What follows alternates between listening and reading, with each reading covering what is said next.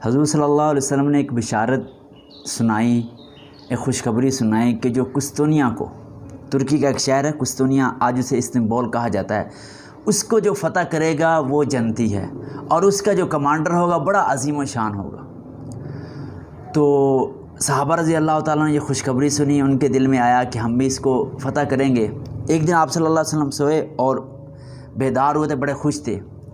تو حضرت انس رضی اللہ تعالیٰ کی خالہ نے پوچھا کہ یا رسول اللہ، یہ بڑے خوش ہیں۔ آپ نے فرمایا کہ میں نے خواب میں دیکھا کہ میری قوم نہ، میرے مسلمان سمندر پہ راج کر رہے ہیں اور اس استنبول کو فتح کرنے کے لیے جا رہے ہیں۔ تو انہوں نے کہا یا رسول اللہ میرے لیے دعا کریں، میں بھی ان میں سے ہوں، مجھے بھی اللہ شہادت دے، انجوائے کے لیے نہیں جاؤں لیکن مجھے اللہ اس میں شہادت دے۔ آپ نے فرمایا آپ بھی اس میں شریک ہوں گے۔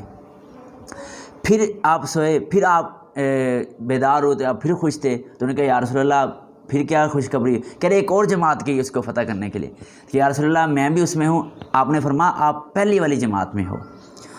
تو اب مسلمان اس کو فتح کرنے کے لیے کوششیں کر رہے ہیں، اور آپ صلی اللہ علیہ وسلم نے خوشخبری دی تھی تو فتح تو ہونا ہی تھا۔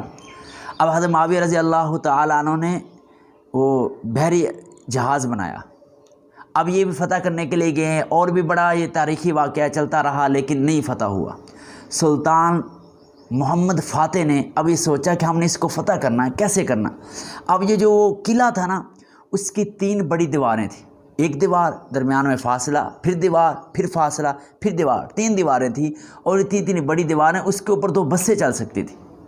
ایسے انہوں نے یعنی کہ دیواریں بنائی اس کے اندر، اور اس کے اوپر قلعے بنائے ہوئے تھے، فوجیں کھڑی ہوئی ہوتی تھی، اور اس کو پیچھے سے یورپ اس کو مدد کر رہا ہوتا تھا، اور ایک اس کا حصہ سمندر میں مل رہا ہوتا تھا، وہاں انہوں نے توپیں کھڑی کی، اپنی توپیں کھڑی کی ہوتی تھی، وہاں فوج کھڑی کی ہوئی تھی، اسلحہ وہاں رکھا ہوا تھا۔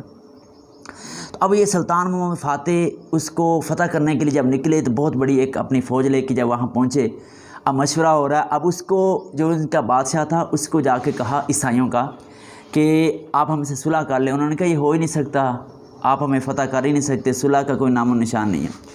اب یہ مشورہ کر رہے ہیں کیسے ہو، کیسے ہم ان کو فتح کریں۔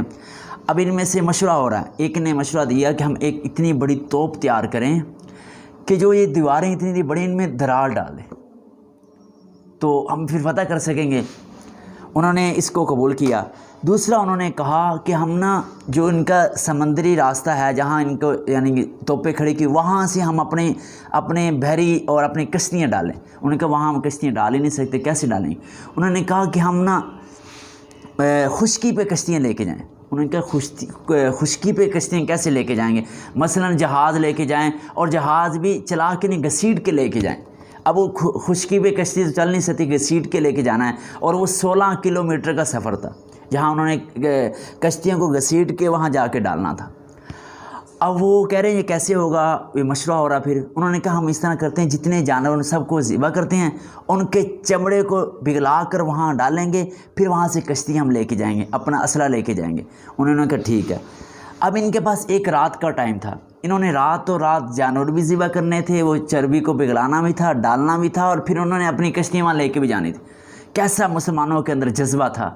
اب انہوں نے راتوں رات کشتیاں جانور بھی ذبح کیے اور وہ پگھلایا بھی، اور پھر وہاں کشتیاں بھی جا کے ڈال دی۔ اب جنگ شروع ہوگی۔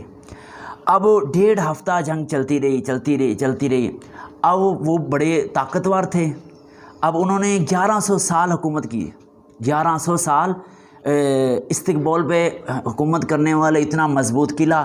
اب یہ پریشان سلطان محمد فاتح، کیسے فتح نہیں ہو رہا؟ انہوں نے صبح فجر کے بعد خطبہ دیا اور کہا کہ ہم نے جو ان کا قلعہ ہے نا، مین قلعہ، وہاں جا کے ہم نے ظہر کی نماز پڑھنی ہے۔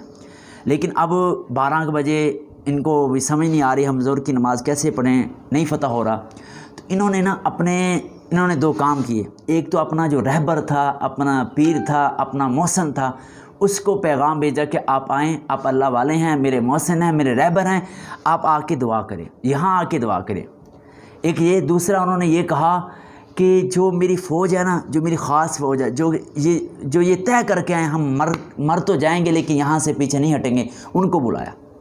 اب یہ دونوں آگے انہوں نے دعا کی، ان سے یہ کہا کہ اب آپ نے کیا کریں؟ تو انہوں نے دعا کی۔ انہوں نے کہا، ان میں سے ایک نے کہا کہ میں نا اس قلعے پہ میں ہی جا کے وہ پرچم لہراؤں گا، اس کا نام محمد حسن کو اس طرح کا نام آتا ہے۔